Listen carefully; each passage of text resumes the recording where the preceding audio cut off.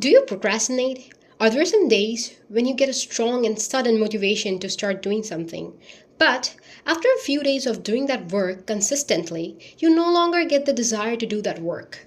It is really hard to adopt a new habit all of a sudden. The desire that suddenly arises inside to do a work may not stay or push us for a very long time.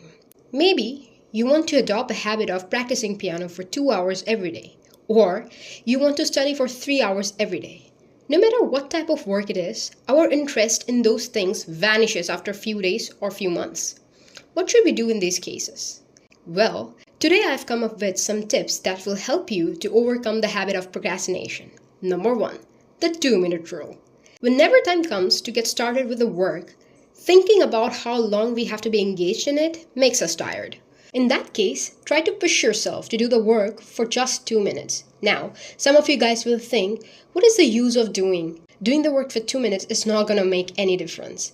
You should be able to do something for 2 minutes if you want it to make a part of your life. Some people get instant motivation to do something for 2 to 3 hours, but as we have discussed before, it doesn't sustain for a long time. Doing the work at least for 2 minutes will break your procrastination and will divert your mind to accomplish that particular work of the day. Number 2, prioritize.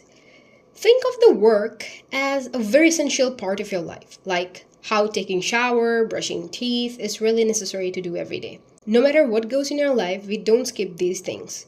We sometimes get really affected by our surroundings, like after having argument with your parents, fight with your siblings or friends, nothing feels right, and everything looks so different. But be honest, don't you start scrolling the social media right after the fight? I get it.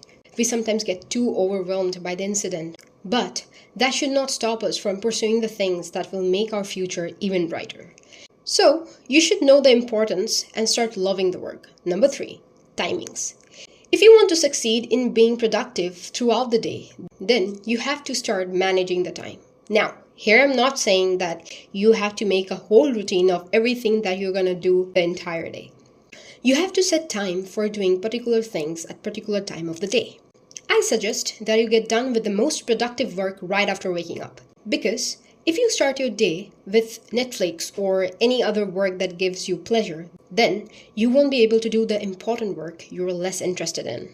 Our body releases a lot of dopamine when we do the things we like.